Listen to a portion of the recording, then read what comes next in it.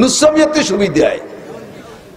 সেলিম ইমামতি করেন আমাদের পিছনে মুসল্লিকে দেখেন, একটা মেয়ে একটা ছেলে, একটা পুরুষ একটা মহিলা, মানে প্রেম করে আর নামাজ পড়বে। সাড়ে শয়তানের দল। এ যুবকরা, এই সমস্ত ভণ্ডকে পালি কি হাদিয়া দিবা? কথা বলে না কে? সব দিন এদায় গেছে একেবারে। কি হাদিয়া? জোর হলো না? জুতার বাড়ি জোর হলো না? আরো জোরে। আল্লাহ পাক বলেন শয়তান তোদেরকে জান্নাত থেকে বের করে নিয়ে গেছে, আর জান্নাতে ঢুকতে দেবে না, এই প্রতিজ্ঞা আমার কাছে করে গেছে। আমি আল্লাহ শয়তানের সাথে প্রতিবাদ করে তোদের জন্য ব্যবস্থা রেখেছি। বান্দা ভালো করে শুনে নে, ইনতাজতানিবু কাবায়ের, দুনিয়ায় যত গুনাহ আছে সব গুনাহ আমি দুই ভাগ করে দিলাম। সব গুনাহকে দুই ভাগে বিভক্ত করলাম। মাজারি সাজারি নাই, সব গুনাহ দুই প্রকার, বড় আর ছোট। দুই প্রকারের গুনাহ, আরবিতে বলে কবিরা গুনাহ, আরবিতে বলে সগীরা গুনাহ। আল্লাহ পাক বলেন কবিরার বহুবচন কাবায়ের, আর সগীরা গুনাহকে কোরআন শরীফের ভাষায় সাইয়্যাত বলে ব্যবহার করেছে। আল্লাহ পাক বলেন ইনতাজতানিবু কাবাইরা মা তুনহাউনা আনহু নুকাফির আনকুম সাইয়্যাতিকুম, তোমরা যদি কবিরা গুনাহগুলো থেকে নিজেরা ইচ্ছাকৃত বেঁচে থাকতে পারো। এই যুবক আমার দিক তাকা, পর্দার আড়ালে মা বোনরা খেয়াল করো। আল্লাহ পাক বলেন ইনতাজতানিবু কাবায়ের, যদি তুমি কবিরা গুনাহগুলোকে পরিহার করে চলতে পারো, আমি আল্লাহ তোমারে নিজ হাতে বানাইছি, এই মায়ায় এই মহাব্বতে আমি তোমার পক্ষ নিলাম। তোমাকে যত সগীরা গুনাহ আছে বিনা তওবায় ক্ষমা করে দেব। আমি আপনি প্রস্তাব দিলাম, আল্লাহ সগীরা গুনার দায়িত্ব তুমি নিও না, কবিরা গুনাহগুলোর দায়িত্ব তুমি নাও, আমরা সগীরা গুনাহতে বাঁচবো। আল্লাহ কয় অত সস্তা না, কবিরা গুনাহতে বাঁচা সহজ, সগীরা গুনাহতে বাঁচা কঠিন। সগীরা গুনাহতে বাঁচা কঠিন আমার দিক। সগীরা গুনাহ কবিরা গুনাহ যে সাজা, এই কবিরা গুনাহ যেই সাজা, একটা কবিরা গুনাহ ৭০০০ বছর জাহান্নাম, একটা সগীরা গুনাহ ৭০০০ বছর জাহান্নাম, শাস্তিতে একটাও কম না। তাহলে সগীরা কবিরার পার্থক্য কি? পার্থক্য হলো শুধুমাত্র দেখতে ছোট আর বড়। কবিরা আল্লাহর নাফরমানি, সগীরা আল্লাহর নাফরমানি। কবিরা আল্লাহর নাফরমানি, সগীরা আল্লাহর নাফরমানি। তবে বাহ্যিকভাবে দেখতে কবিরারে বড় দেখা যায়, তাই তার নাম কবিরা, আর সগীরাটারে দেখতে ছোট দেখা যায়, তাই তার নাম সগীরা। কিন্তু কার্যকারিতা সকলের একই রকম। আমার দিক তাকান, ৪ হাত লম্বা একটা গুক্ষু সাপ, ৪ হাত লম্বা একটা গুক্ষু সাপ, কামড় দিলি মানুষ মরে, মরে না? মরে মরে। ১ বিঘেতে একটা গুক্ষু সাপের বাচ্চায় কামড়ালি তো মরে না? মরে। ওদি সগীরে সাপতে কি হয়? কে সোর মতো উর কামড়ে কি হয়? মরে মরে। টাইম বেশি লাগে না কম লাগে? সমান সমান সমান। বড় সাপে কামড়াইলেও মারে এবং এক টাইমে মারে, ছোট সাপে কামড়াইলেও মারে এবং একই টাইমে মারে।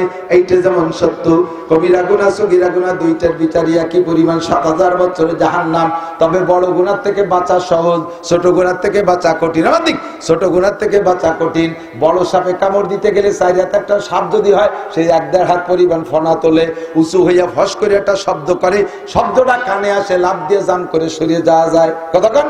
আর ছোট্ট একটা সাপ জুতোর মধ্যে ঢুকে বসে রয়েছে, মুজোর মধ্যে ফেসাই রয়েছে, টের পার নাই, বগলে জামার গেঞ্জির মধ্যে ফেসাই রয়েছে, জাঙ্গের মধ্যে ফেসাই রয়েছে, কোন জায়গা থেকে মার দেবে ও জায়গা ফস করতে সময় পায় না। বালিশের তলে যে রয়েছে জুত করে ওই জায়গাতে মারিয়ে দিয়েছে, ওর ফস কানেও আসে না, চোখেও দেখা যায় না, আবার কামড় দিলে একই টাইমে মরে। কতক্ষণ? তাহলে বড় সাপের থেকে বাঁচা সহজ, ছোট সাপের হাতের থেকে বাঁচা কঠিন, টের পাওয়া যায় না কোন ফাঁকে মাইরে দেয়। আল্লাহ কয় কবিরা গুনাহ থেকে বাঁচা সহজ, ওটা চোখের সামনে দেখা যায়, মোটা মোটা গুনাহ। সগীরা গুনাহ চিনা যায় না, বোঝা যায় না, ওরা থেকে বাঁচা কঠিন। এই জন্য যেটা কঠিন ওইটা আমি আল্লাহ দায়িত্ব নিলাম। তুমি শুধু কবিরা গুনাহগুলো থেকে বেঁচে চলো, আমি আল্লাহ সব সগীরা গুনাহ বিনা তওবায় মাফ করে দেব। সামান্য একটু সিস্টেম করা লাগবে। এদিক সগীরা গুনাহ থেকে বাঁচতে হলে সামান্য একটু সিস্টেম করলে হবে, আর বাকি কবিরা গুনাহ তুমি বাঁচবা। সগীরা গুনাহ থেকে বাঁচার জন্য সিস্টেম হলো, আল্লাহ পাক বলেন, আমার দিক তাকান, আকিমিস সালাতা তারাফাইন নাহারি ওয়া যুলাফাম মিনাল লাইল ইন্নাল হাসানাতি ইউযহিবনাস সাইয়্যাত যালিকা যিকরা লিয-যাকিরিন। দৈনন্দিন ৫ ওয়াক্ত নামাজ, জোরে বলেন কয় ওয়াক্ত? আরো জোরে। ৩ ওয়াক্ত। ৩ ওয়াক্ত। আহলে কোরআন একদল বেরোইছে, সাড়ে শয়তানের দল, তারা কয় নামাজ ৩ ওয়াক্ত। ওকে যদি পান ফুলির মালা দেবেন। কিসের মালা? কিসের মালা? খালি জুতো না, জুতোর তলে কিছু মাহাতি হবে। কি মাহাতি হবে? বাংলা। আর পায়খানা ময়লা করলি বেড়া জুতোর দাম বাড়ে, গু মাহাতি হবে তলে। জুতোর মালা গু মাহাইয়া, কথা কান না? আবার মুসলমান করাতে হচ্ছে, আবার আর একদল হয়েছে হেজবুত তৌহিদের পাঙ্কু সেলিম। হেজবুত তৌহিদের পাঙ্কু সেলিমের একটা দল হয়েছে বলে, আবার ওরা বলে ভক্ত আছে যুবক যুবতীরা, নুসমিয়তে সুবিধায় সেলিম ইমামতি করেন আমাদের পিছনে মুসল্লিকে দেখেন, একটা মাইয়া একটা ছেলে, একটা পুরুষ একটা মহিলা, মানে প্রেম করে আর নামাজ পড়বে। সাড়ে শয়তানের দল। এ যুবকরা, এই সমস্ত ভণ্ডকে পালি কি হাদিয়া দিবা? কথা বলে না কে? সব দিন এদায় গেছে একেবারে। কি হাদিয়া? জোর হলো না? জুতার বাড়ি জোর হলো না? আরো জোরে। নামাজ কয় ওয়াক্ত? খামসু সালাওয়াতিন ইফতারাজাকুন্নাল্লাহ। আল্লাহ রাসূল বলেন 5 ওয়াক্ত নামাজ আল্লাহ ফরজ করেছে।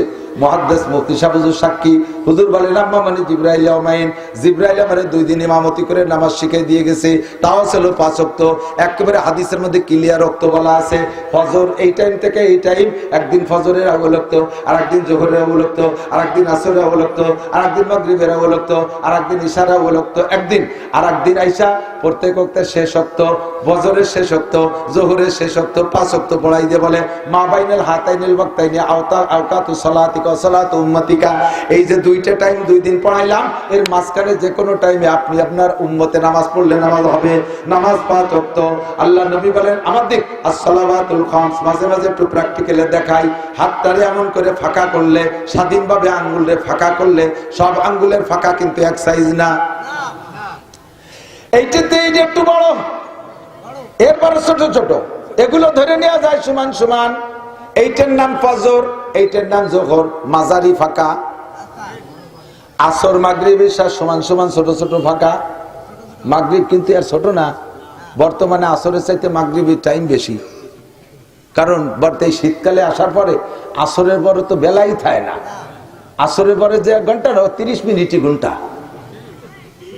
নামাজ পড়ে একটা চা খাইয়া পানের শেষের দিক যাই বারা যায় না, এর মধ্যে মাগরিবের আজান দিয়ে দেয়।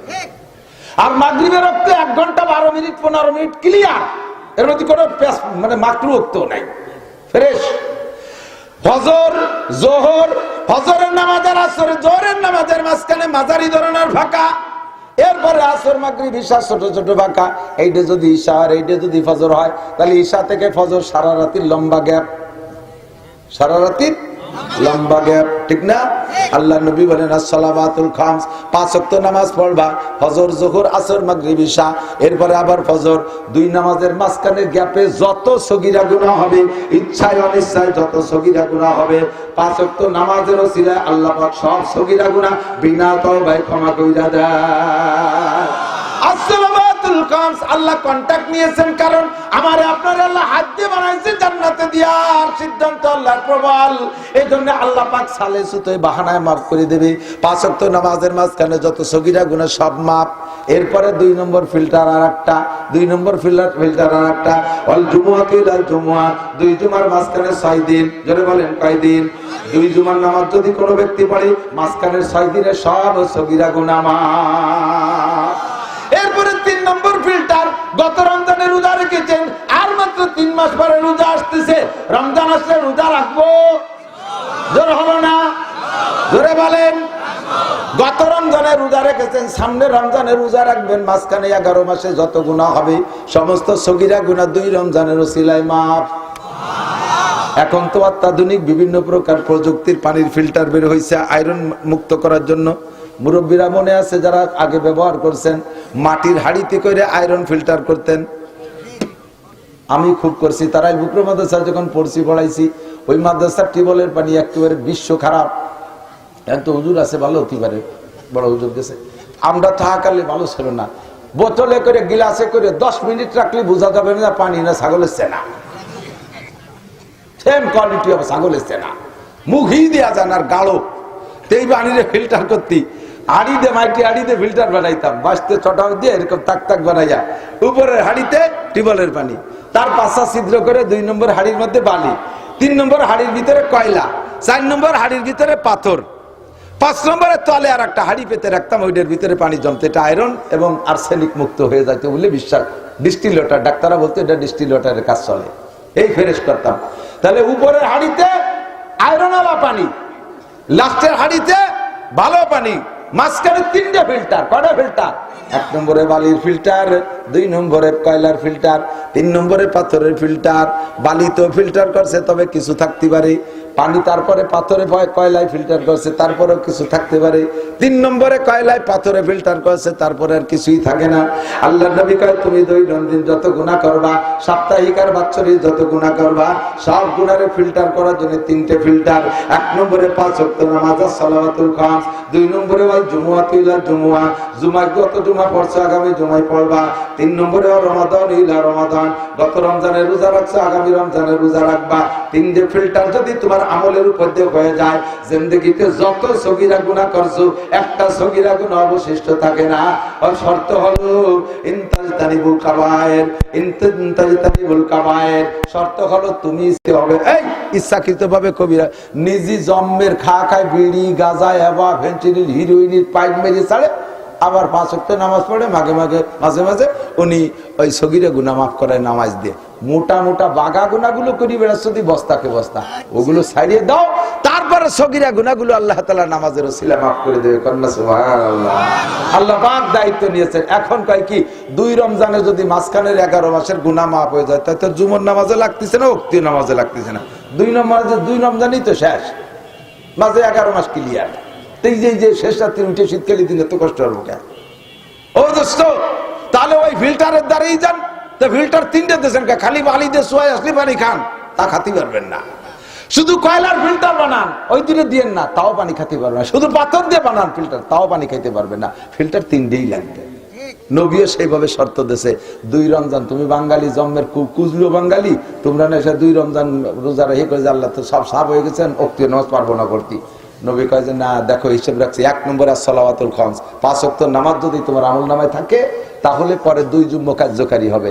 5 ওয়াক্ত নামাজ নাই, খালি শুক্রবারে যে একেবারে গোলগাল হইয়ে সুতির জামা মাস দিয়ে ব্যাঙ্গের মতো ফুলিয়ে যাই ইমাম সাহেবের পিছনে বইছে। উনি মসজিদের সভাপতি, সেক্রেটারি, কোরআন শরীফ পড়তে পারে না, বোমা বললে পেটের মধ্যে আলিফ বেরিয়ে না, হ্যাঁ জাল খাও দিলে একটা অক্ষর বেরিয়ে না।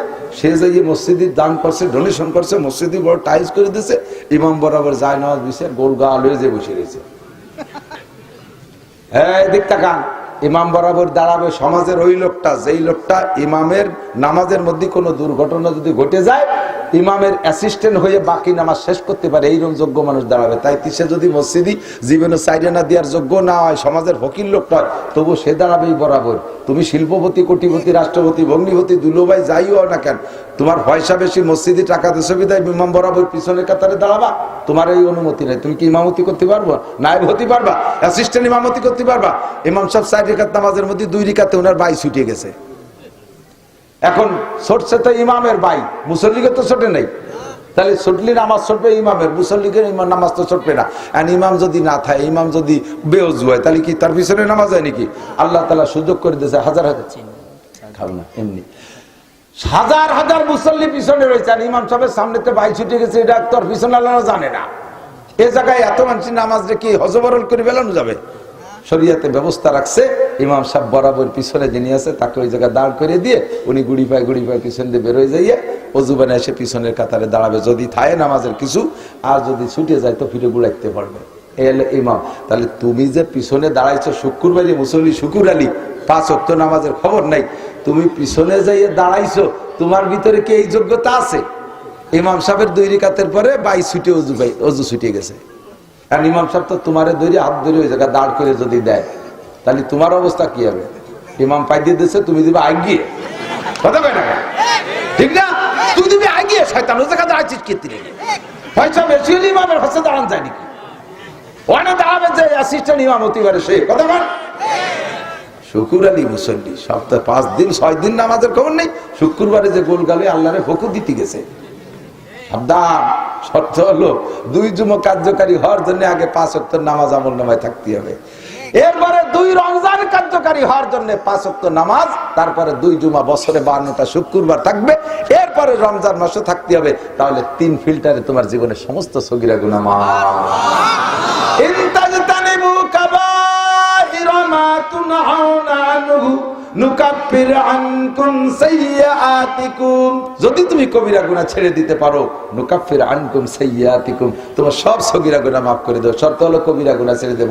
এখন জানতে চাইলাম আল্লাহ কবিরা গুনাহগুলো কি কি, কবে বুঝে নেই, ছাড়তে পারি কিনা চেষ্টা করব। কবিরা গুনার ভিতরে সিরিয়াল আছে, কবিরার ভিতরে একটা হলো আকবরুল কাবায়ের, একটা কিছু আছে আকবরুল কাবায়ের, সবচেয়ে বড়, বড়র বড়, যার ভিতরে দুই একটা এমন যেগুলো থাকার কারণে অন্য কোন ইবাদত তোমার আমলনামায় জমাই হয় না। তুমি যত ইবাদত করো, হজ করো, যাকাত দাও, উমরা করো, কুরবানি করো, তিলাওয়াত করো, জিকির করো, তাবলীগ করো, কিচ্ছু তোমার বস্তার মধ্যে ঢুকবে না। সেই কবিরা গুনাহগুলো যদি থাকে, তার নাম হলো আকবরুল কাবায়ের। নাম্বার 1, 1 নম্বরে শিরিক।